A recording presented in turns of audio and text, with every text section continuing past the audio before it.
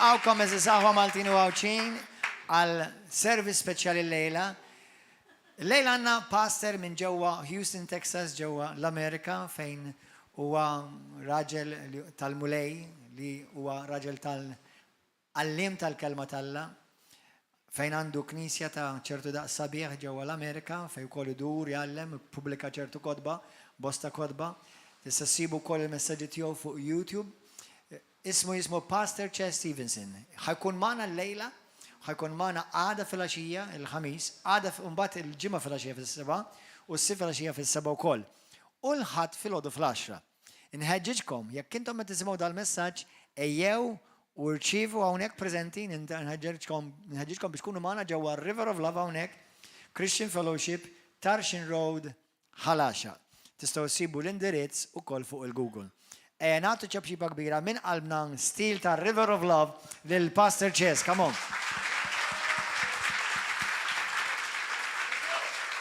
Hallelujah. Hallelujah. Translate hallelujah. I just did. Je ne comprends pas le Maltese. I don't understand. Oh, that was French. That was French. I'm American. Hallelujah. Praise the Lord Jesus. It's good to be with you. I'm a pastor in Houston, Texas, with my wife, Joni. Jina pastor fi Houston, Texas, mal-mara tiegħi Joni. And she sends her love to you. U tibgħat imħabbita lejkom. Praise the Lord. So I have good news tonight. Għandi aħbar tajba lejla. The good news is I'm a Christian. L-aħbar tajba hi li jien Kristjan. So you can trust me. Lek titsa tafdani. And you better love me. U jaqbillek jekk tħobbni. Because if you don't love me, I have a feeling Għaxek ma tħobbnix qed inħoss that God's going to make you live next to me in heaven. li Alla jġalek toqgħod ħdejja fil-ġenna. So don't be mad at me. Għalhekk tirrabjax lejja. I'm your brother. Jiena ħuk. And I'm here for one reason. U jiena qiegħed hawn raġuni waħda. Two reasons. Żewġ raġuni. To help your church Biex ngħin il-Knisja and to help you. u biex ngħin lilek. So that when you stand before Jesus Christ, Għalhekk meta jiġi l-jum meta inti tkun quddiem Ġesu Kristu. You'll receive a well done, thou good and faithful servant. U jgħidlek għamilt tajjeb. That's my responsibility. My responsibility is to add to your life everywhere. Ir-responsabilità tiegħi li jien nżidlek f'ħajtek kullimkien. Praise the Lord. Faħru l-mulej. So between tonight and this weekend, Għalhekk bejn il-lejla u l-weekend li ġej, I want to help you get further in the Lord. irrid ngħinkom biex tikbru iktar fil-mulej. If you need to be saved and born again by Jesus Christ, I can help you. Jekk inti għadek m'intix salvat u hemm bżonn li titweled minn ġdid, jiena dan nista' ngħidlek tagħmlu. If you need to be filled with the Holy Spirit, I want to help you. Jekk inti trid tixtieq li timtela bil-Ispirtu Santu ngħinek ukoll. If you need to be healed or delivered in your mind or your body, I can help you. Jekk għandek bżonn xi fejqan jew ħelsien f'moħħok jew f'ġismek, jiena ngħinek ukoll. So we may not have time tonight to do it all, but this weekend we can. Forsi ma jkollix ħin l-għamel kollox il-lejla, imma matul il-ġimgħa jkollna ħin. Praise the Lord. Faħru l-mulej. Just a little bit about myself so you can connect with me. Ħanajdilkom ftit fuq in-nifsi biex I was born again and received Jesus when I was 5 years old. jiena twilit minn ġdid u rċevejt il-Ġesu meta kelli biss 5 snin. But I did not grow up going to church. Imma ma kontx qed nikber immur il-Knisja. My parents believed the right things. Il-ġenituri tiegħi emnu ħafna affarijiet tajbin And we had a church, u kellna Knisja, but we didn't go to church. imma ma konniex immorru. Very seldom. Kienet xi ħaġa stramba. But I knew several things that were my anchors to God. Imma naf xi affarijiet li kienu bħala ankrit tiegħi mal-mulej. Number one, I knew that Jesus Christ is the only way to God. Kont naf illi Ġesu Kristu kien l-unika mezz li inti tilħaq il-missier. Not through Muhammad or religion or Catholic or denomination. Mhux Muhammad jew xi reliġjon oħra inkluż il-Kattoliċiżmu. Only Jesus. Ġesu biss. He's the only way to the Father. U biss it-triq għall-missier.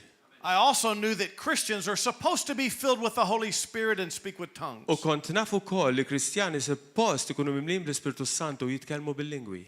I wasn't filled with the Spirit, but I knew you're supposed to be. Ma kontx mimli bl-Ispirtu Santu, ma kont naf li hekk suppost tkun. Every Christian can be filled with the Spirit and power and have tongues as a holy language. Kull Kristjan jista' jkun mimli bl-Ispirtu Santu jkollu l-qawwa u l-lingwi tal-Ispirtu Santu. And I want to help you receive that if you have not. U rrid ngħinek tirċivih dan jekk inti m'intix The third thing that I knew it-tielet ħaġa li kont naf is that Christians don't have to be sick. li Kristjani m'għandhomx ikunu morda. My mom had taught me. My mother had taught Ommu me għalmitu that if I ever got sick, to quote a scripture and I could be healed. li jekk xi darba jiena nimrat hemm skritturi li nista' naqra u jien inkun infejja. When I was about 10, Meta kelli 10 snin, I had these panic nightmares kont noħlom ikraħ paniku kbir for about 6 months għal xi 6 xhur. until my mother recognized that's a demon. Sakemm ommi għarfet li dak kien xitan. She sat me down and cast the demon out of me, Għamletni bil-qeda u keċċiet ix-xitan minn ġovija. and I never had another bad dream. U ma kellix ħolma kera oħra. And I was healed of asthma at the same moment. U f'dak il-mument ukoll kont infejjaq mill-lażma. And then I was healed a couple other times as a child. U bħala tifel kont infejjaq xi żewġ affarijiet oħra. One leg was shorter than the other, so I used to wobble. Kelli saqajja iqsar mill-oħra u kont nimxi hekk. But mom prayed for me and my leg came out and I don't wobble anymore. Imma ommu talbet għalih u u ħarġet il-barra u issa jimxi sew. So I knew as a child that Christians don't have to be sick. Għalhekk kont naf anke bħala tifel żgħir li Kristjani m'għandhomx ikunu morda. The fourth thing I knew is that Christians are supposed to tithe and give offerings. Il-raba ħaġa li kont naf hija li l-Kristjan għandu jagħti d-deċima u l-offerta. Even though my parents weren't in church, they always sent their money to the church. Għalkemm ommi missieru ma kinux imorru knisja dejjem batu l-flus lill-Knisja. Because they believe the Bible. Għax huma hemmnux kemm miktub. The fifth thing that I knew is that Christians are not supposed to marry non-Christians. Il-ħames ħaġa li kont naf hija li Kristjani ma jistgħux mhux suppost jiżżewġu nisa jew irġiel li mhumiex Kristjani. To not be unequally yoked together with an unbeliever. Li ma jistgħux ikunu faqda li ma xi ħadd li ma jemminx. So I knew all those years I can't marry somebody if they're not Christian. Għalhekk għal dawk is-snin twal kont naf li ma stajx niżżewweġ xi ħadd li mhux Kristjan. And that meant I wasted a lot of time. Għalhekk ħlejt ħafna żmien.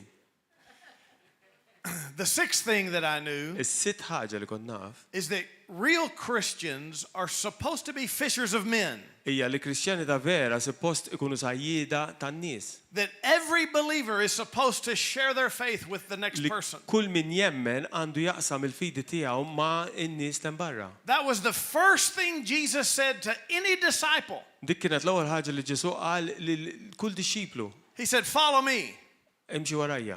and I will make you good church people." U jien nagħmilkom nies tajbin tal-Knisja. No. No, he didn't say that. Le, ma qalx hekk. Follow me and I'll show you how to pray. Ejja warajja u nallimkom kif titolbu. Follow me and I'll show you how to worship. Ejja warajja u nurikom kif għandkom tagħmlu l-qima. No. Le. Follow me Ejja warajja. and I will make U you jiena fish for people. Namlek sajjiet tal-bnedmin. It's the only time in Scripture Jesus said he will make you do anything. L-unika dik hija l-unika ħaġa li Ġesu qal li jgħidlek biex tagħmel xi ħaġa. The only thing he's going to make you do if you're a Christian is help others get saved. L-unika ħaġa li Ġesu se jġielek tagħmel bħala Kristjan hija li tgħin il-ħadd ieħor isalva. Everything else in Christianity is a choice. L-oħrajn huma għażla l-affarijiet l-oħra. You have a choice to follow him. Għandek għażla li timxi warajh. But if you follow him, Imma jekk inti timxi warajh, he is going to make you fish for men. u se jġalek tistat għal nies oħra. He's going to urge you to be a witness to everyone. Huwa se jimbuttak biex inti tixhed l-imħabba tiegħu man So nies ta' even barra. though I was not doing that, I knew you're supposed to do that. Għalkemm ma kontx qed nagħmlu dan, kont naf li suppost qed nagħmlu. But then came my mid-20s. Imma mbagħad wasalt fej għalaqt l-20 u qiegħed f'nofs l-20ijiet. And I realized I needed God in my life. U ndunajt li għandi bżonn lill-mulej f'ħajti. And I began to seek the Lord. U bdejt infittex il-mulej. And I realized I need to make a devotion and a commitment to the U Lord. realizzajt li kelli nagħmel impenn lejn il-mulej. And so I got baptized in water. Għalhekk jiena ġejt magħmed fl-ilma And I came up out of the water. u ħriġt mill-ilma And I was a new person. u kont persuna ġdida. I was in the kingdom of God. Kont issa fis-saltna tal-Alla. I was on fire for God. Kont bin-nar ġo fija l-mulej. All of a sudden I realized I need to be in church. Daqqa waħda realizzajt li għandi nkun il-Knisja. And that was the next thing I learned. U dika kienet ħaġa li tallimt. Is that the local church is very, very important. Hija importanti ħafna il-Knisja lokali. I gave my life to live in the world. Tajt ħajti biex ngħix fid-dinja. But when I came in the kingdom, Imma meta ġejt fis-saltna I gave tal-Alla. my whole life for the kingdom. Tajt ħajti kollha lej is-saltna At tal-Alla. some point you'll have to make that decision. Hemm punt f'ħajtek fejn deċiżjoni di tittoħodha. And you'll have to give 100% to the Lord. U tittati 100% lil-mulej. Jesus called it lose your life for his sake in the Gospels. Ġesu qal titlef ħajtek għalija permezz tal-Vanġelu. So I did that year one. Għalhekk jiena dan għamiltu fl-ewwel sena. I made a commitment to never miss church. Għamilt impenn biex jien qatt ma nimmissja li mur knisja. I didn't know I was supposed to teach and preach. Ma kontx naf li għandi nkun għallim u But I made a predikatur, commitment to never miss church imma għamilt impenn biex qatt ma nimmissja mur knisja. because I'm a Christian. Għax jiena Kristjan, Because that's my people. għax dawka in-nies tiegħi. I can tell you're my people. Jiena nista' ngħid li intkom in-nies tiegħi. I always watch to see when I enter a church, Jien kull darba li nidħol fi knisja dejjem inħares, do the people love me? in-nies iħobbuni hawn, Do they smile? qed jitquli. Is this my real family? Dana familja tiegħi ta' vera. And you passed the test. U intkom għaddejtuh dan il-prova. It's very important. Importanti. The love of God is the badge Il-mħabba ta' Alla hija l-badge li aħna nilbsu. of who is who and who's a real Christian. Għal dawk li huma ta' vera Kristjani. And so it tells me a lot about your pastor. Għalhekk di tgħidli ħafna fuq il-pastor tagħna. I've been with him for the past day, Jiena għattajt il-jum miegħu and he's been real good to me. u kien vera tajjeb miegħi. And I can, for now, we'll give him another couple days, Intuħ jumejn oħra naraw kif imhu. but I can touch his spirit. Imma jiena bl-ispirtu konnettjajt miegħu. And I know he loves me. U naf li jħobbni. That's the badge of a Christian. Dik hija l-badge ta' kull You'll know Kristjan. them by the love. I see the wall over there. Rajt hemmhekk fuq il-ħajt A kun new tafhom commandment that you love one another. in-nies tiegħi mill-imħabba li juru lejn xulxin. And so I realize that Christians are found in the assembly. U jiena irrealizzajt li l-Kristjani huma miżmuma fl-assembleja. Real Christians are not at home. Kristjani ta' vera mhumiex id-dar. They're not skipping the assembly all the Mhux time qed jaqbżu il-ħinijiet li niġu because flimkien. they realize the value of the body of Għax huma Christ. realizzaw il-valur tal-ġisem ta' Kristu. It's almost like you meet a lot of people and they say, "Oh yes, I love Jesus." U tiltaqa' ma' ħafna nies jgħidu lek iva jiena nħobbu l-Ġesu. But then they don't have a church and they don't go to church and they don't serve at church and they're never found at church. Imma mbagħad m'għandhomx knisja, qatt ma jaqdu fi knisja u qatt ma ssibhom fi knisja. It's like I'm not sure that you really love Jesus. U mbagħad jiena nibda ngħid imma da vera jħobbu l-Ġesu. They may love the idea of Jesus. Forsi jħobbu l-idea ta' Ġesu, They may love the picture on the wall of forsi Jesus. jħobbu l-istampa, l-ritratt ta' Ġesu fuq But il-ħajt. if you love Jesus, the head, Imma inti jekk tħobb il-Ġesu dak li hu r-ras, then you must love Jesus, the body. mbagħad bil-fors tħobb il-Ġesu li hu l-ġisem. Because he's the head and the church is his body. Għax hu ir-ras u l-Knisja hija l-ġisem ta' Kristu. So if you love Jesus, you can't just love his head. Għalhekk jekk inti tħobb il-Ġesu ma tistax tħobb ir-rasu biss.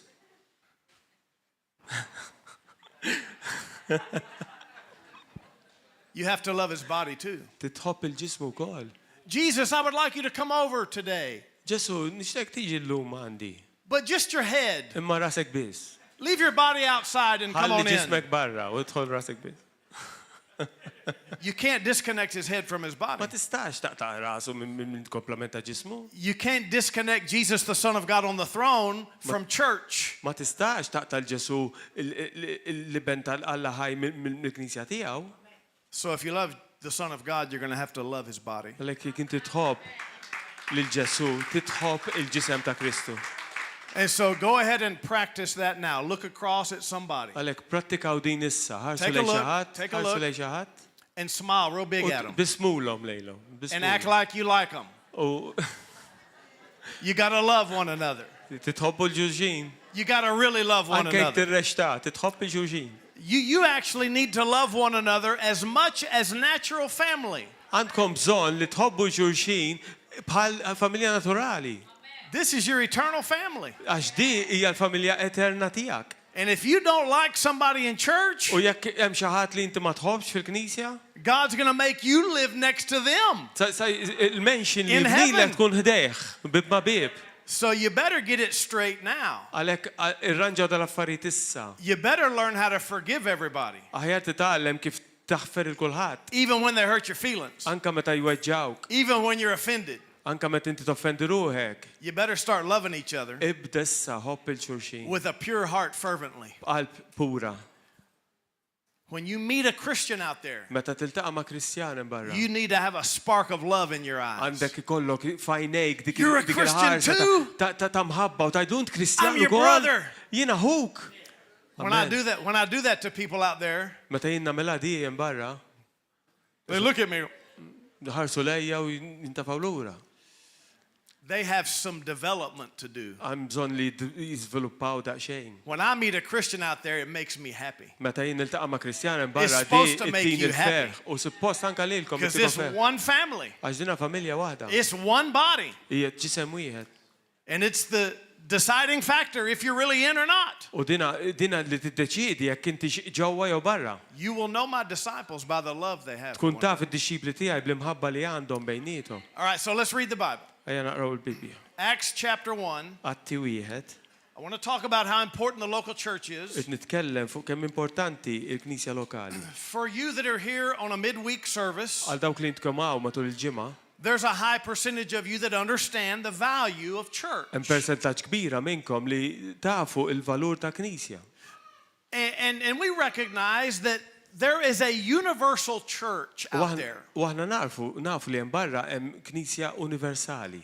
That there's Christians all over the world, and we're part of that church. Għaw Kristjani mad-dinja kollha u aħna parti minn dik il-Knisja. And it feels special to be part of that church, U doesn't din it? tħossok speċjali li tkun parti minn dik That our il-Knisja. names are written in heaven. Hemm ismijiet miktubin fil-ġenna.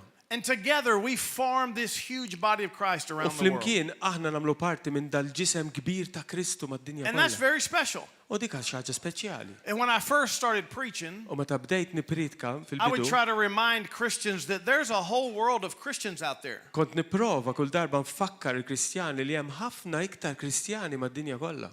And in America, I have to remind them U fl-Amerika titfakkarhom that America is not God's favorite country. li l-Amerika mhix l-iktar pajjiż favorit tal-mulej. God doesn't look at nations and countries like he did in the Old Testament. Amen. Alla ma jħares lej nazzjonijiet kif kien ħares lej When fl-Antik God looks Testament. at the world, Meta Alla jħares lej id-dinja, he sees his family everywhere. u jara l-familja kollha tiegħu kullum kien. He distinguishes it by believer versus unbeliever U jarhom bħala wieħed li jemmen u wieħed ma jemminx, wieħed li jemmen on an individual basis. fuq bażi individwali. So in the beginning, I used to remind local churches that there's a big church out there. Għalhekk fil-bidu tal-Ministeru tiegħi kont infakkarhom li hemm knisja kbira But mbagħad. now I'm reminding churches of the opposite. Immissa qed nagħmel l-oppost. Because we have mass media. Għax issa għandna il-medja l-kbira barra. We can see all the moves of God happening all the time. Nistgħu naraw x'inhu jagħmel il-mulej mad-dinja kollha li nkollu. And it makes us feel wonderful.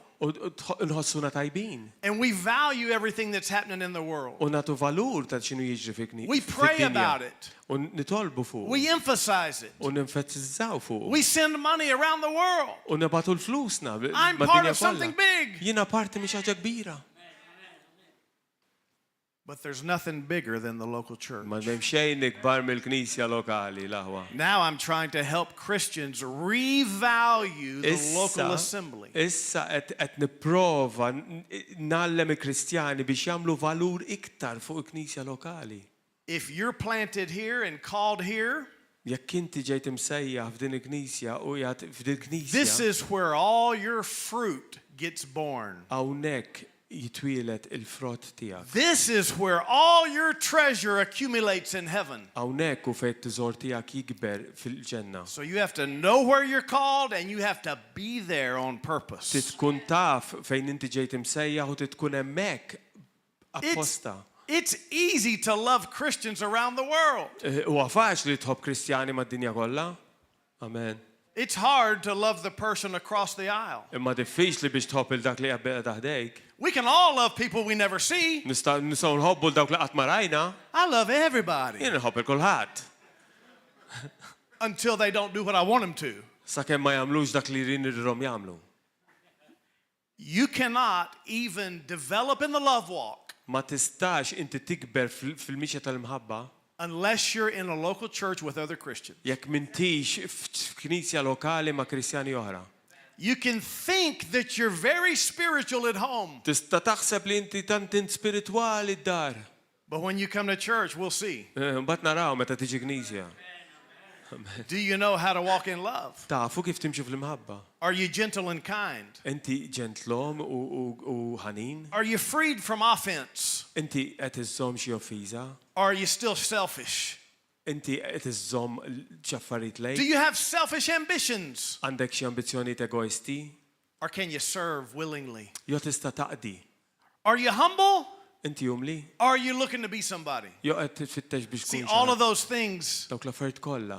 don't come to the surface until you're in the assembly. Ma jitlilawx fil-wiċċ jekk inti ma tiġix So if knisja. you want to be fully developed and spiritually mature, you got to be in church. Għalhekk jekk inti tkun matur spiritwali u develop tajjeb bil-forsi tiġi And knisja. you got to serve. U tittaqdi And you got to let the pastor step all over your u toes. titħalli il-pastur jaffiġlek il-kallijiet. And you got to get corrected and rebuked and admonished. U tiġi mċanfar u tiġi corrected. And you got to repent with a smile on your face. Korreġġut u tibqa' bis-sima fuq wiċċek.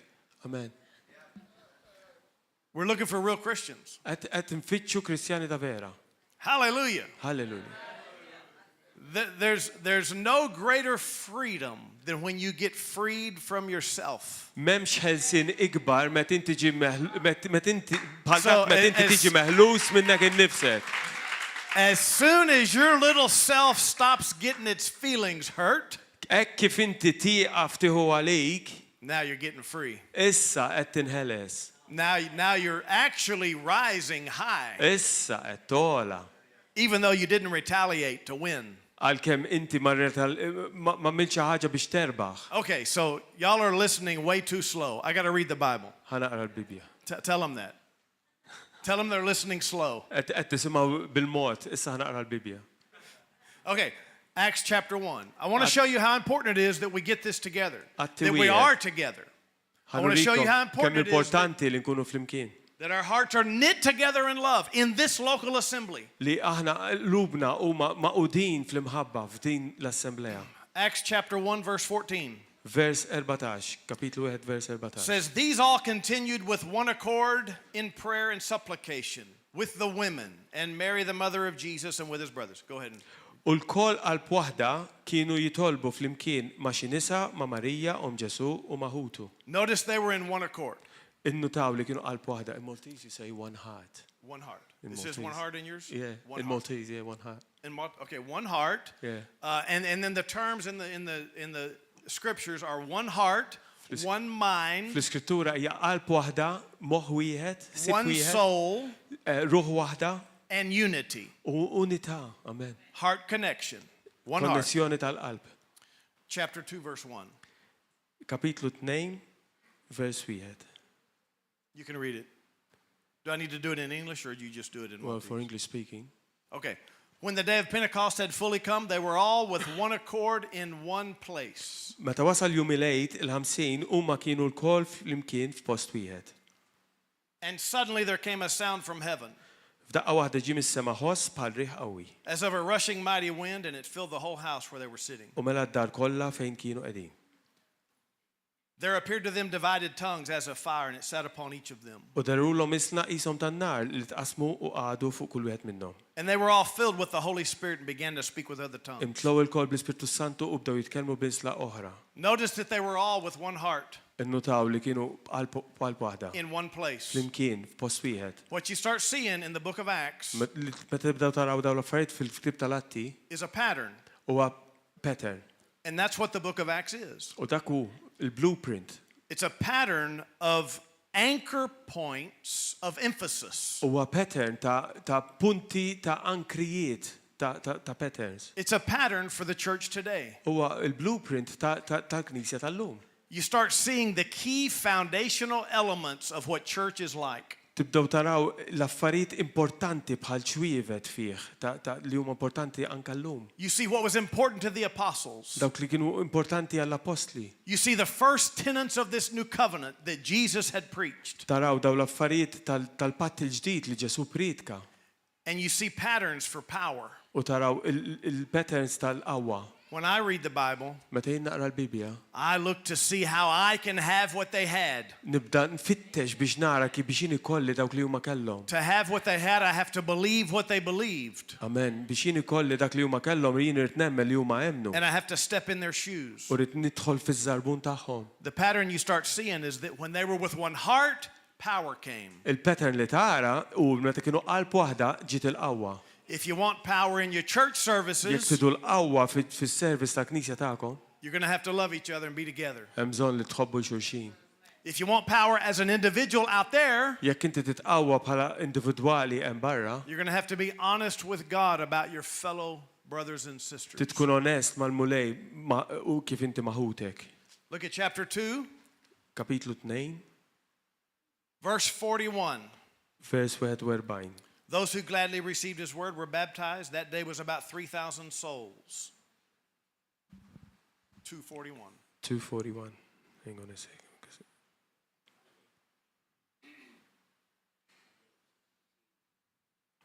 Għalhekk dawk li laqgħu kliemu tagħmdu u dakinhar inaqdu mat-tixxipli madwar 3,000 ruħ. 42, they continued steadfastly in the apostles' doctrine and fellowship and in the breaking of bread and in prayers. U kienu jżommu sħiħ fit-talim tal-apostli u fl-għaqda ta' bejnietom fil-qsim tal-ħobs u fit-talb. And then fear came upon every soul and many wonders and signs were done through the apostles. Waqan bat il-biża fuq kulħadd għax ħafna kienu l-mirakli u s-sinjali li kienu jsiru permezz tal-apostli. Now all who believed were together and had all things in common. Daw kollha li kienu hemmnu kienu ħaġa waħda u kienu jaqsmu kollox bejnietom. And they sold their possessions and goods and divided them among as anyone had need. Ibijaw ġidhom u kull ma kellhom u jaqsmu dħul bejn kulħadd.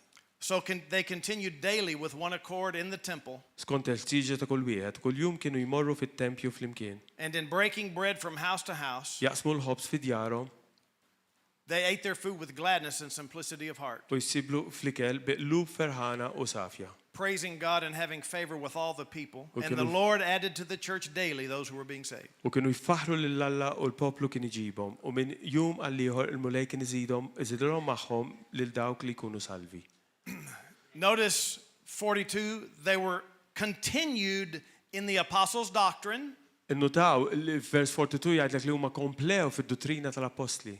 That means we got to believe some right things together. Tfisser li flimkien irridu nemmnu dawk li hu miktub. And in breaking of bread, U fil-qsim tal-ħobs, that means they ate lunch together.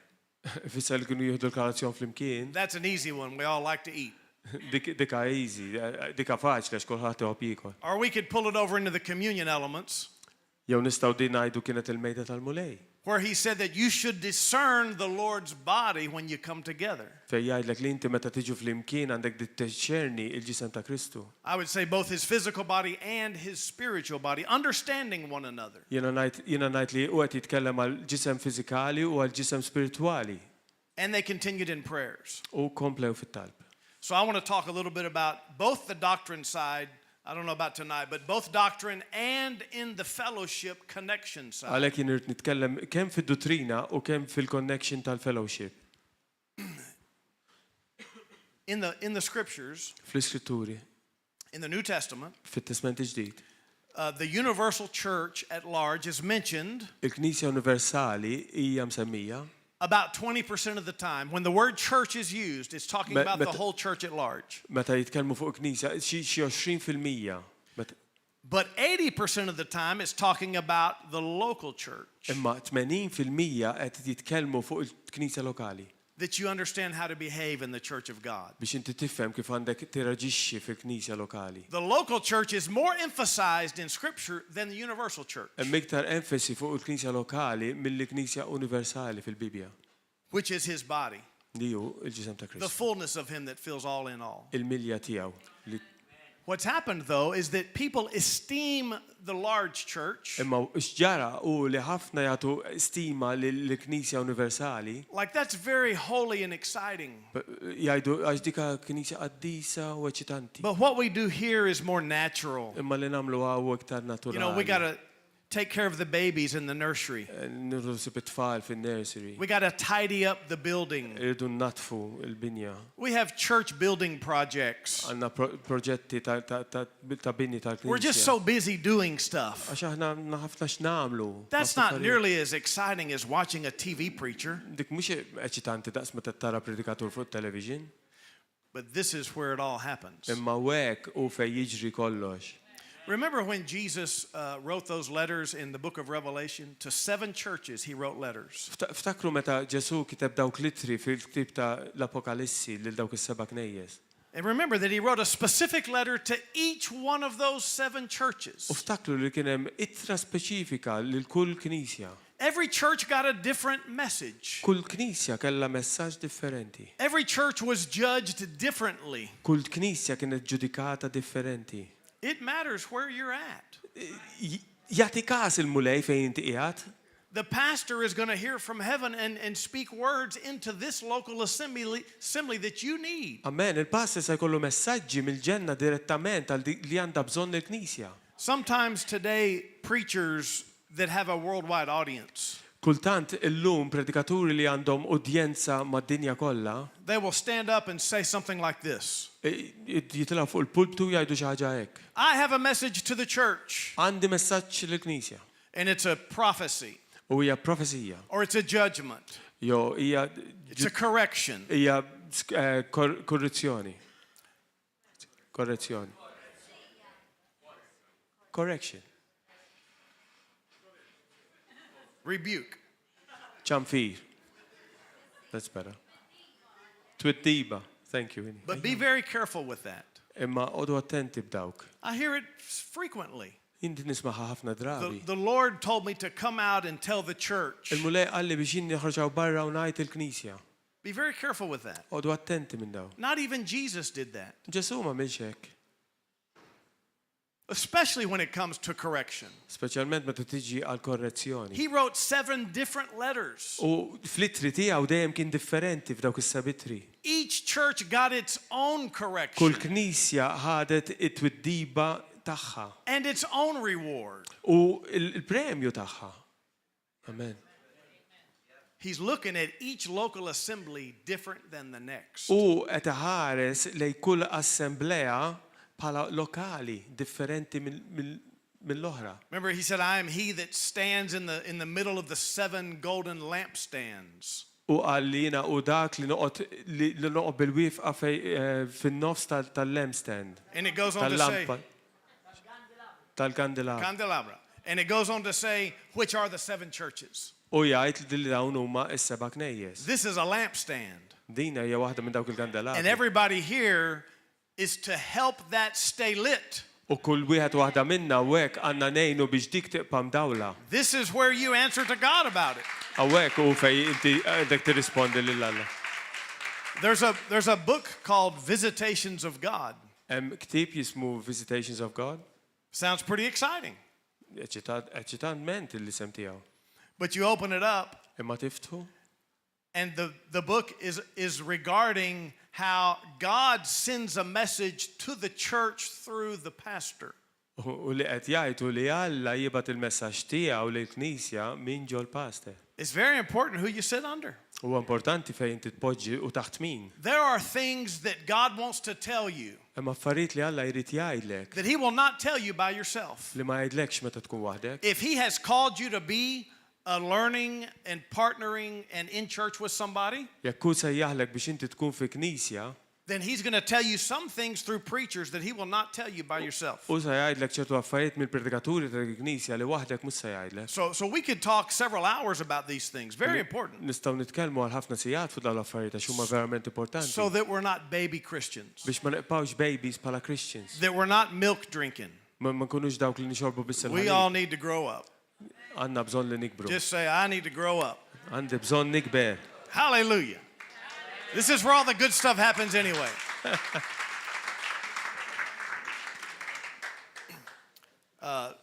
Okay, so let's talk about continuing in the apostles' doctrine and fellowship. Għalek inkomplu li huma komplew fil-dottrini tal-apostli u fil-laqda ta' bejnietom. And then many wonders and signs were done. Umbat kien hemm ħafna ġubijiet u sinjali li saru. Look at chapter 4. Kapitlu 4, Verse 23, this is when Peter and John got in trouble. vers 23 fej Petru u Ġwanni daħlu f'xinkwiet. And they got rebuked. Verse 23, and being let go, they went to their own companions and reported all that the chief priests and elders had said to them. U dawna ġew ħadu ċanfira imma mbagħad ħalluhom jitilqu lura u marru jgħidu l-sħabhom x'ġara. So when they heard that, they raised their voice to God with one heart. Għalhekk meta huma semgħu hekk ollew qalbhom lejn il-mulej b'qalb waħda. And they prayed this prayer together. U għamlu din il-talba flimkien. That was verse 24. Verse now. Now we're at 30. Let's 30, skip okay. to 30. By stretching out your hand to heal. U mittidejk biex isiru fejqan And that signs and wonders may be done through the name of your holy servant u Jesus. sinjali u mirakli permezz tal-isem tal-qaddis tiegħek Ġesu. And when they had prayed, the place where they were assembled together was shaken. Kif spiċċaw jitolbu l-post fejn kienu miġbura teżżes. And they were all filled with the Holy Spirit and Ul spoke kol- the word of God with boldness. Imtlew bl-Ispirtu Santu u bdew ixandru l-kelma tal-Alla bil-kuraġġ kollu. Now the multitude of those who believed were of one heart, one soul. Il-kotra kbira ta' dawk li jemnu kienu qalb waħda u ruħ waħda. Notice how when you get one heart, one soul, you get power. Il-nota li meta jkollok qalb waħda u ruħ waħda The place tiġi starts l-qawwa. shaking together. Il-teżżis jiġi. Man, we need tal-dinja. to burn the fires of love so hot U that the tsanaħal power u of God's here every time. dak in-nar ta' mħabba talla li sa jkun tant jaħraq li jkun hawn il-qawwa talla. And then they did the same thing. They went and sold all their extra goods. Mbagħad għamlu l-istess ħaġa u marru biha u l-affarijiet tagħhom. Verse 33, and with great power the apostles gave witness to the resurrection. U vers 33 b'qawwa kbira l-apostli kienu jagħtu x-xhieda tal-qawmien tal-Mulej Ġesu. Verse 34, neither was any among them who lacked. They sold and brought the proceeds of the things that were sold. Vers 34 ħadd minnhom ma kien jonqsu xejn għax kull ma kellu oqsma jew djar kien ibijawhom u l-flus idaħlu minnhom kienu jmorru jqegħduhom fl-ġrejn l-apostli. So tonight we're going to sell everything that you have and divvy it up together. Għalhekk il-lejla sanbijaw kollox kull ma għandna u naqsmuhom. No, I'm just kidding. Nagħti ċajta. It's okay. I'm just kidding. Okay, tiċajta.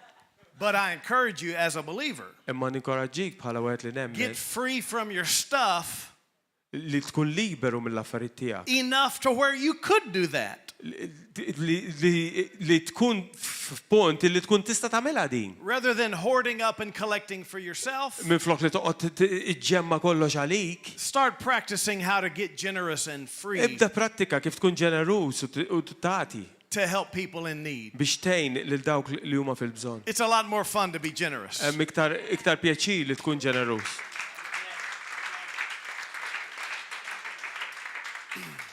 Praise the Lord. Baħru l-mulej. Glory to God.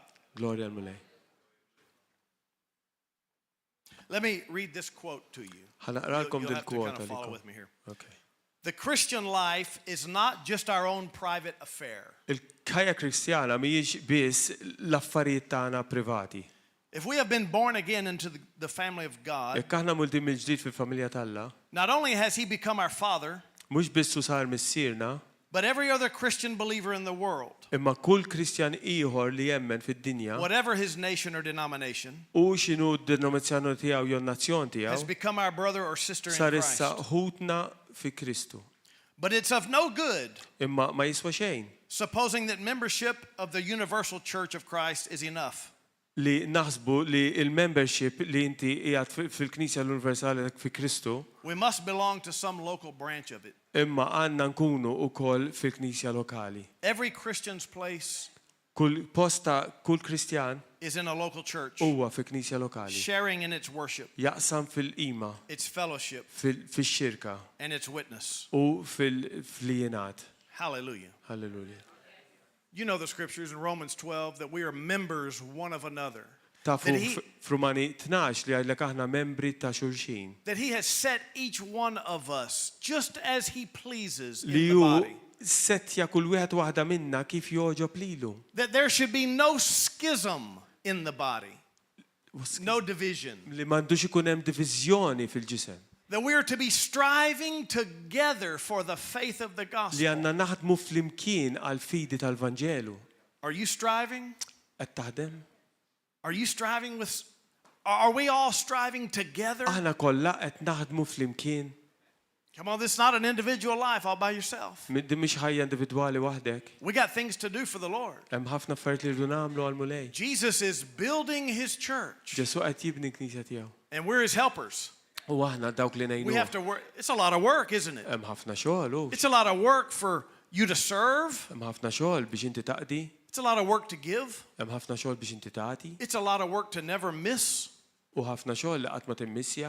The reason I stopped missing church is because I knew that there was at least one person there that would be looking for me. Ir-raġuni li jien qatt ma kontx nimmissja knisja għax kont naf li hemm wieħed, ikun hemm wieħed jew ieħor li jkun qed ifittxni. I just refused to miss church. Ma rridx nimmissja l-knisja. I only knew about 3 people in my first church. Fl-ewwel knisja kull ma kont naf tlieta min-nies. And my thought was those 3 people are going to be looking for me. U l-ħsibijiet tiegħi kien li dawk it-tlieta se jkunu jitfittxuni. They want my hug. U ma kienu jridu li jinnannaqhom. That's enough to keep me going to church U dak kien forever. biżejjed biex jien nibqa' mmur knisja. Because this is special stuff here. Għax din affarijiet This is speċjali. eternal stuff Dawn affarijiet eterni in the local church. fil-knisja lokali. Hallelujah. Amen.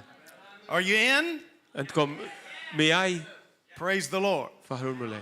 Turn to the book of James. I'm going to teach one more thing. We'll be done tonight. Ħanallem xi ħaġa oħra miktib ta' ġagbu u illejla. I wanted to mention one thing about the doctrine because there's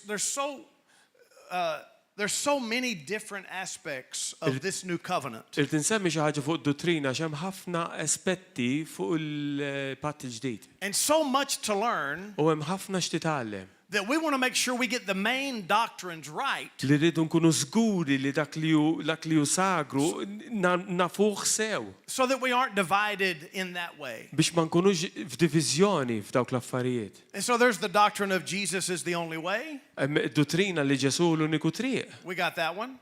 Dak nafuha. There's the doctrine of the Holy Ghost. Hemm id-dottrina tal-Ispirtu Santu. And we've helped a lot of people recognize the power of God is available today. U għenajna ħafna nies li jkunu jafu li l-qawwa tal-Alla hija magħna illum. And there's the doctrine of faith, Hemm id-dottrina tal-fidi that all things are possible with faith. li kollox huwa possibbli bil-fidi. But I wanted to mention just one in particular Imma rrid nsemmi waħda partikolari. because it seems to keep coming back. Għax di tibqa' ġejja. It's foundational for every believer Di hija sisien għal kull min jemmen. because there's only one right doctrine. Għax hemm dottrina waħda li tajba. There's only one God. Alla wieħed hemm. He's only one person. Huwa persuna waħda. When you talk about him, he's only one person. Meta titkellem fuq huwa persuna waħda. So you can't talk wrong about him. Alla ma tistax titkellem ħażin That fuq. would be false teaching. Dak ikun dottrina falsa. And so one of these questions that causes us to ponder and wonder Għalhekk waħda minn dawn il-mistoqsijiet li ġalna naħsbu is when bad things happen to huwa people. meta affarijiet ħżiena jiġru lil Kristjan. And it's God, why? Why do bad things happen? Għaliex mulej, għaliex affarijiet ħżiena ġraw. If God loves me, why would he let a bad thing happen? Jekk Alla jħobbni għaliex ħalla din tiġri lili. The whole world wonders this. Id-dinja kollha taħseb fuq di. If God is so good and loving, why does he allow suffering? Alla mħabba u kollox tajjeb għaliex ħalli s-sofferenza. And I found that if we don't understand all the answers, U jiena sibt li jekk ma nifhmux it-tweġibiet kollha, it causes our faith to leak out. nibdew noqsu mill-fidi. Something goes wrong in our life, Xi ħaġa ħażina tiġi f'ħajjitna? and even good Christians, U anka Kristjani tajbin, even well-trained Christians, anka Kristjani li ġew trejnjati sometimes tajjeb. their first thought Kultant l ħsieb is, God, Li koll. what did I do wrong? mulej x'għamilt ħażin. There's a lot to learn so that that's not your first question, Hemm ħafna x'titgħallem biex dik ma tkunx l-ewwel mistoqsija tiegħek. okay? Now, there's been lots of false answers that pop up to answer the question. Kien hemm ħafna tweġibiet ħżiena illi ħarġu minn dik Why did il-mistoqsija. this terrible tragedy happen? Għaliex di traġedja kera ġrat. And somebody says, God is in control. U xi ħadd jgħid Alla hu fil-kontroll. You're implying that he did that Inti qed tgħid li hu għamilha di? or had a plan for that? U jew kellu pjana li di?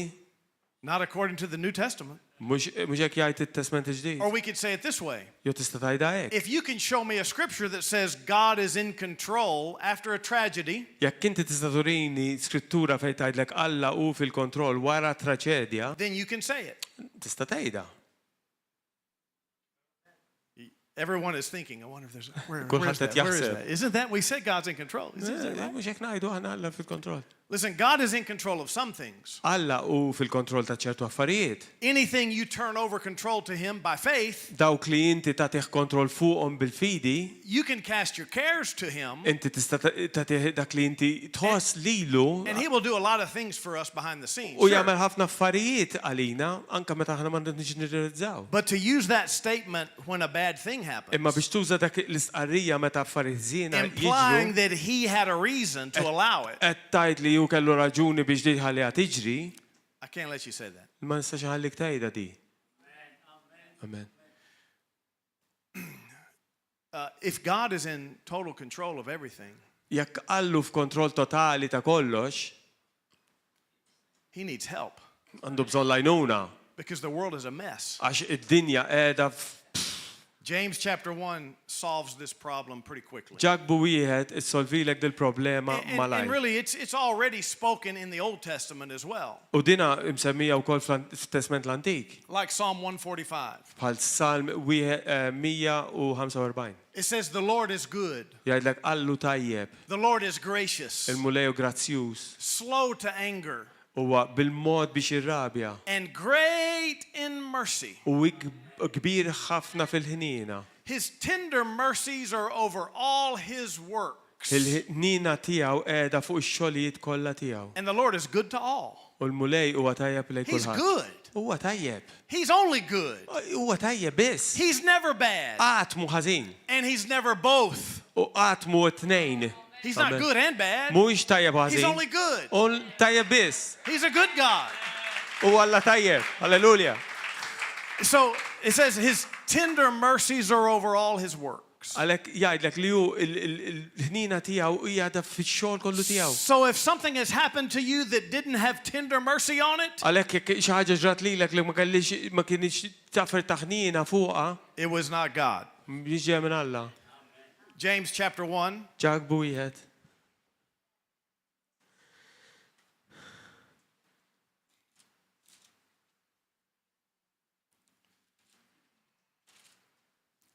verse 17. Vers 17. Every good gift, or actually verse 16. Vers 16 ħajibda. Do not be deceived, La titqarqux, my beloved brethren. aħwa żiż tiegħi. Every good gift and every perfect gift is from Kull above ħaġa tajba li tingħata, kull don perfett and comes down from the Father of lights, jiġi mis-sema. with whom there's no variation or shadow of turning. Jinżel mingħand il-missier lajn tad-dawl li fih hemm Hallelujah. l-ebda tibdil u anqas del ta' tidwir. That refers to the old-fashioned sundial, Dak qed jgħidlek qed jitkellem fuq dak is-sundial where the shadow tax-xemx. changed throughout the day. Meta d-del kien jinbidel kif jgħaddi l-ħin. God doesn't change. Alla ma jitbiddilx. He's the same today as Huwa tomorrow. l-istess illum għada u għal He's dejjem. good today and good tomorrow. Huwa tajjeb illum tajjeb għada. He's the same this morning and this evening. Huwa tajjeb dal-għodu u l-lejla. He's good, he's only good. Huwa tajjeb biss. The passage goes on to say that one fountain cannot give sweet water and bitter water. Il-passaġġ ukoll jgħidlek li minn fejn joħroġ l-ilma ma jistax ikun li joħroġ ilma frisk u ilma mielaħ. So we cannot blame God when bad things happen. Għalhekk ma nistgħux inweħħlu fih meta affarijiet There żgħira are reasons jiġru. why bad things happen. Hemm raġunijiet għalfejn And affarijiet God żgħira knew they jiġru. were going to happen, U Alla kien jaf li se jiġru, but God did not cause them to happen. imma Alla ma kkaġunax li huma Neither did jiġru. he allow them on purpose. U laqqas ħallihom jiġru apposta. God is limited Allu limitat in this earth life. f'dina l-ħajja tad-dinja. So you have to allow him to know the future yet not cause the future. Għalhekk inti titħallih li jkun jaf il-futur ma jkun tkun taf li hu jaf il-futur ma jkun il-futur. Hallelujah. Halleluja. Somebody else will say, but maybe God is testing me. Xi ħadd ieħor forsi jista' jgħid forsi qed jippruvani l-mulej. Have you ever heard that before? Di smajtu għadi? Maybe God is testing me. Forsi Alla tjagħmel test. Testing my faith to see if I'm strong. Qed jittestja l-fidi tiegħi biex jara kienx b'saħħti. Testing my faith to see if I'm going to stay close to him. Qed jittestja l-fidi tiegħi biex jara kien jinsareqpa viċin tiegħu. I can't let you say that either. Ma nistax nħallik tgħidli laqqas. Look what it says here. Ara x'jgħidtaw. Now, this whole passage is talking about trials and tribulations. Dal-passaġġ kollu qed jitkellem fuq dawk l-affarijiet li ngħaddu minnhom, tribulazzjonijiet. Count it all joy. Verse 2. On the same. James 1, verse 2. Okay, go back up. Count it all joy Odduh kollu bħala ferħ. when you fall into various trials, Meta inti tgħaddi mit-taħbit. knowing that the testing of your faith produces patience. U kull xorta tiġrib. Għax għandkom tkunu tafu li t-tiġrib tal-fidi tagħkom inissel is-sabar. But notice it says when you fall into various trials. U ara li qed tgħid meta inti taqaf f'ħafna affarijiet It ħiżina. does not say when God gives you trials. Ma jgħidlekx meta Alla jtihom lockdown.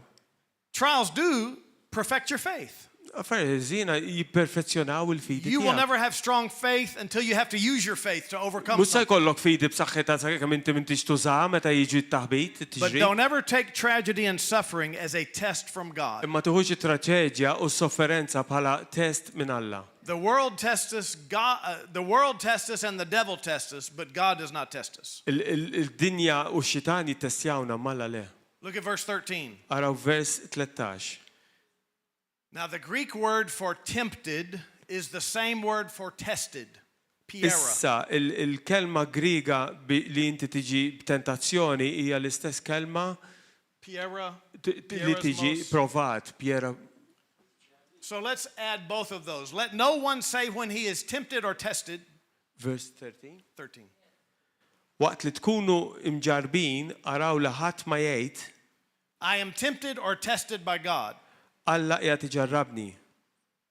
For God cannot be tempted or tested by evil, Għax Alla ma jistax jiġġarrab għal ħażin. nor does he himself tempt or test anyone. U anqas mu se jġarrab lil ħadd. So God does not tempt or test anyone with tragedy, suffering, evil, sickness, disease, depression, or oppression. Għalhekk Alla qatt ma jista' jittestjak b'affarijiet ħiżina bħal depressjoni, mart u dawn l-affarijiet kollha li jiġu fejn. None of your suffering is a test from L-ebda God. sofferenza li inti qed issofri minna huwa test minn Alla. You okay with that? Intkom okay Are, b'da? are you mad at me now?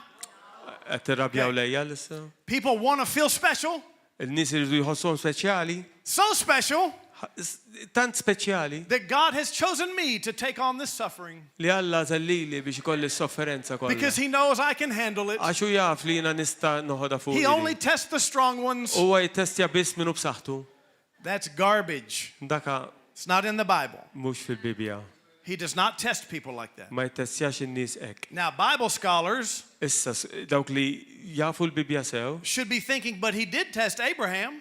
jkun qed jaħsbu mu testjah l-Abram. The scripture says exactly, he tested Abraham. L-Iskrittura hekk tgħid li Alla testja lill-Abram. He told Abraham to sacrifice his son, U qallu l-Abraham biex jissagrifika l-ibnu. but he did make him go through with it. Imma ma ħallihx jagħmilha. How did he test Abraham? Kif ittestjah l-Abram? With words, Bil-kliem, with a command. bikmant. God's test to Abraham is with a command, It-testa Alla hu bikmant, not with suffering. mhux b'sofferenza. God tested Israel with the law, Alla ittestja lill-Iżrael bil-liġi, not with hardship. mhux b'affarijiet żiena. Their hardship was a result of them disobeying. Il-ħażin li ġi f'ħajjithom hu permezz tad-diżubidjenza tagħhom. Jesus tested Philip. Ġesu ttestja lil Filippu. Remember when he said, Philip, how are we going to feed all these people? Meta qallu Filippu kif se titmaħħom dawn in-nies? Philip says, I don't know, we ain't got no money. I don't know. we Qallu ain't got no ma money." nafx, m'għandix flus qallu. And it says, and Jesus said this to test him, for he knew what Philip would say. U l-Bibja tgħid li Ġesu għamel da testja lil Filippu għax kien jaf x'se Jesus jgħidlu. tested Philip only with a question. Ġesu testja lil Filippu b'mistoqsija biss. So yes, God may test you with a command of Eve. obedience or a question. Iva, Alla jista' jittestjak bikmant jew b'mistoqsija.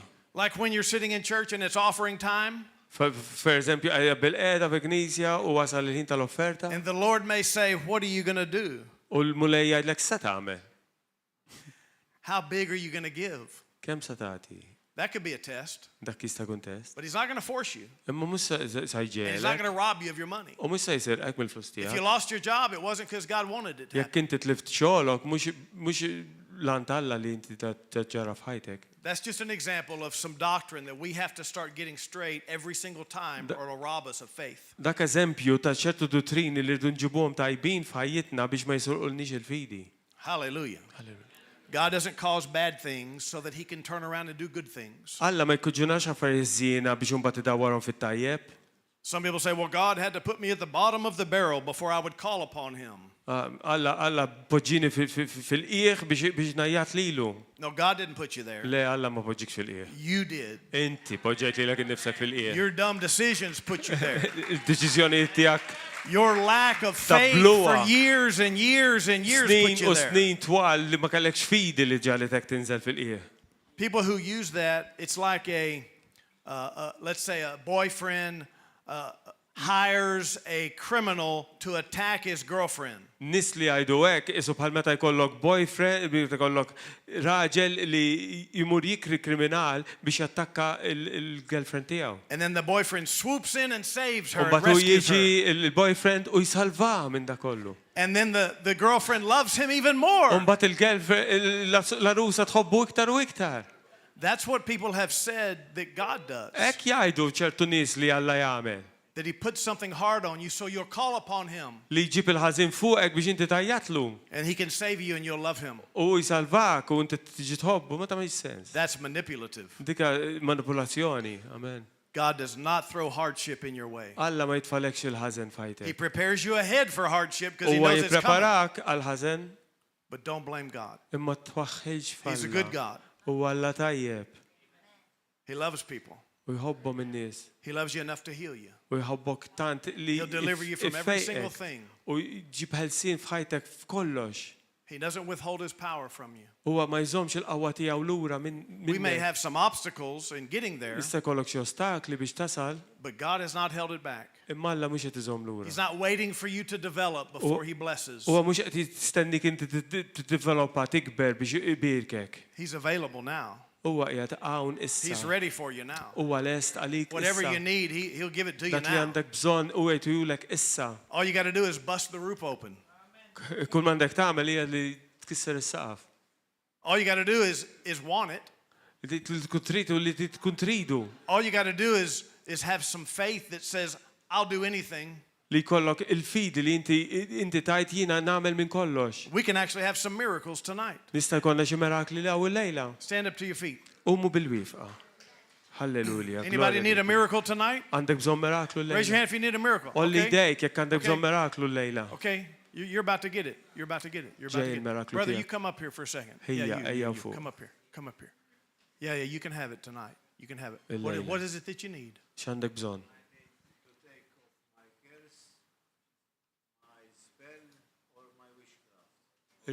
Irid ineħħi s-saħħtiet u xi seħer Lift your minn hand. fuq ħajtu. Lift your hands up. In the name of the Olli Lord dejk, Jesus. it-tnejn. Olli. Tell me exactly what he said. He wants to get rid of witchcraft and curses that's been put on him. Okay, yeah. Yeah. Spell on his life. After tonight, there is no more. Wara l-lejla da daqshekk. All right?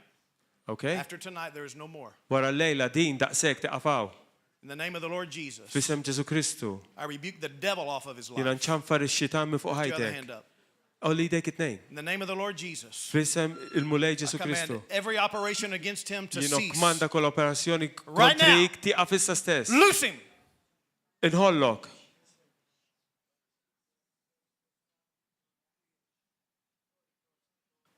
That's it, brother. Take a Daqshekk. deep breath. Hu nifs kbir. Take a deep breath. Hu nifs kbir. Take a deep breath. Daqshekk. In the name of Daqshekk. Jesus. Say in the name of Jesus. Għajt, fisem Ġesu Kristu. I am Amen. free. Jiena ħieles. Jiena ħieles. Now you need to Amen. know Is-sinti tkun taf you have more power than the devil. li għandek ħafna iktar qawwa milli għandu x-xitan. No matter what they did, Għamil ċamilt. no more for you. Xejn iktar. All right. Għalik, daqshekk. Okay. Jaqfaw. All right, I'll see you this weekend. Narak Okay. dal-weekend. I saw some other hands up. Right, Lift your hands up. Lift your iktar hands idejn up. mollija. Let me just see what I need to do here. Lift your hands up. If you want a miracle, come on, you can have Kan it right debżon now. Let's miraklu. get the power to flow in here. I think it can flow right in here. All right? Ejja niflow In the jaw name of the Lord Jesus. il-qawwa. In the name of the Lord Jesus. Brandese, brandese, brandese, brandese, brandese, brandese, crente, crente, crente, crente, crente, crente, crentipo, crentipo, crentipo, crentipo, crentipo, crentipo. In the name of the Lord Jesus. Fisem, Brevos, in the yellow shirt here, in the yellow shirt. What do you need, brother? Lift your hand up. What does he say?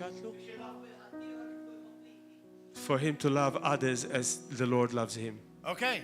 Here's how you do it. You ready for it? Ara kif If tagħmel. you're asking God, He's going to give you the love of God in you. Jekk inti qed tistaqsel mulej u sajtik l-imħabba tiegħu f'ħajtek. Say it with your own mouth. Say, I Għajda will walk in love.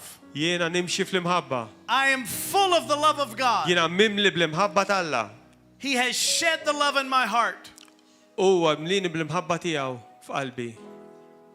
Did He say it? Yeah. Did you say it? Did you mean it? Did you mean it? Or y'all better watch out. He's going to love you more than you love Him. Issa odu attenti għal se jibda jħobbok iktar Really, milli when you do ħobb it in lilu faith, nnifsu. when you ask God like that in faith, you Amen. watch out. Meta tistaqsil start mulej għal actually dawn loving l-affarijiet people. bil-fidi, affarijiet kbar jiġru. Hallelujah. Amen. Lift your hands one more time and I'll be Ollu done. jdejkom. Father, in Jesus' name. Bretivo, Mulej, bretivo, Sibt bretivo, bretivo. I hear the bakasa lamata. Atana masoto koso. Atelevese peteke.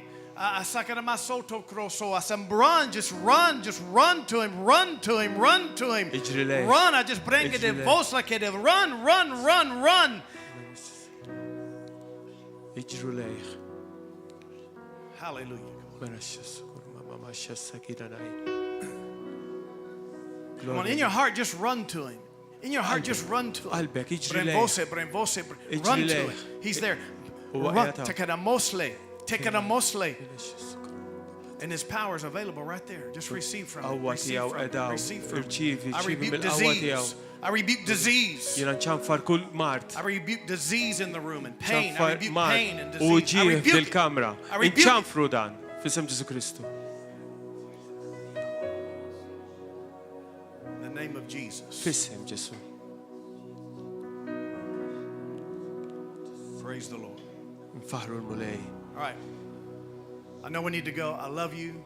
Naf li I'll see you this għandkom weekend. inħobkom u nerġaw narawkom għaw. Timissjawiex laħwa. It was great. Hallelujah. If there's anyone here tonight, we want to give you the chance to give your life to Christ. Idkom li qegħdin hawn l-ewwel darba tkunkom ċans biex To tagħtu be ħajtkom il-mulej, biex tkunu Born salvati, again. tkunu muldim ġdid. Anyone here for the first time? Għaw xi ħadd hawnhekk għall-ewwel darba. Or you on YouTube or Facebook? U intkom li qegħdin fuq And you YouTube want u to give your Facebook life to Jesus for the li first tidu time? tagħtu ħajjitkom lil Ġesu Lift up your Kristu hand. għall-ewwel darba, Lift ollu up your hand. jdejkom.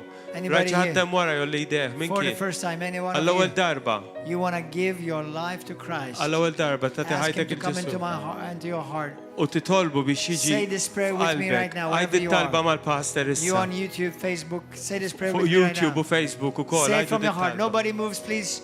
Please stop it. Nobody more moves. Nobody moves, please. Just a few more seconds. Nobody moves. Ftit sekondi fada l-laħwa, poġġu għodu fis-sit tagħkom. Please Fadal, say this prayer with me. għajdu dit talba mal-pastor. Those of you who lifted up your hand. Dawk li ollejtu jdejkom. Those of you on YouTube or Facebook, you wish Dawk li to għedin YouTube u say Facebook. this prayer right now Għajdu dit talbissa to stess. seal salvation in your life. Biex inti ġib is-salvazzjoni f'ħajtek. Say this prayer with me. Għajd dit talba miegħi. Mean it from your heart. Dina għajda bil-fidi Say, minn Heavenly qalbek. Father, Għajt missir qaddis. I want to thank you for the Son Jesus. Grazzi ta' ibnek Ġesu. I believe in you, Lord. Jina nemmen fik mulej. I need you in my life. Għandi bżonnok f'ħajti mulej. Without you, Min għajrek mulej. I can do nothing. Jien ma nista' nagħmel xejn. And without you, Min għajrek mulej. I'm still lost. Jiena mitluf. Save me, Lord. Salvani Ġesu. Save me right now. Salvani issa stess. I accept you today Jiena naċċettak illum into my heart, f'qalbi, into my life. f'ħajti. And I put my faith in U you jiena npoġġi l-fidi kollha as tiegħi my fik Lord, bħala l-mulej, as my is-Sid Savior. u s-Salvatur I tiegħi. believe in my heart Jiena nemmen f'qalbi that you are the Son of the living li God. inti iben tal-Alla l-ħaj You died for me on the cross. li mitta li fuq is-salib And on the third u day, fuq it-tielet jum you rose again. inti rxuxtajt. You are alive, Lord. Inti ħaj mulej From now u on, minn issa you are l-qudiem my Lord. jinti il-mulej You are tiegħi. my Savior. Inti s-Sit u s-Salvatur tiegħi. Forgive me of all my Aħfir li sins dnubieti mulej and wash me clean right u now aħsinni issa by stess your precious blood bil-dem prezzjuż and tiegħek. fill me now Imlini issa with stess your Holy Spirit. bl-Ispirtu Santu. Today, Illum I am saved. jiena I salvat. am born again. Jiena mwiled mill-ġdid. I belong to Jiena Jesus. ta' Ġesu I Kristu. give you thanks. Intik In ringrazzjament. Jesus' name, Fissem Father. Ġesu Kristu Amen bissir. and amen. Amen u amen. Hallelujah. Halleluja. Halleluja. Amen, amen, amen. For those of you on YouTube, Facebook, if you've said that prayer with me today, Għal dawk minnkom fuq Facebook u YouTube li għattu dit-talba mi I want to għallu. encourage you to come to church. Nikoraġġukom, ejjew iknisja. Come this week. Ejjew dil-ġimgħa. Thursday, Friday, and Saturday at 7 Il-ħamis, p.m. il-ġimgħa u s-sibt fis-7 ta' And Sunday filgħaxija morning at 10. u l-ħadd fil-ħodu Start fl-10. reading your Bible. Ibdew qraw il-Bibja. Talk to God in prayer. Tkellmu mal-mulej God fit-tal. has a plan for your life. Alla għandu pjan f'ħajt għal Now ħajtek. that He's saved you, Issa li ju salvak. now may you fulfill the plan that God has for you. Jalla jkun hemm dik il-pjan tal-la jiġri In f'ħajtek. Jesus' name. Fissem Ġesu God Kristu. bless you. Il-mulej See you bibi. tomorrow. Narakom għada.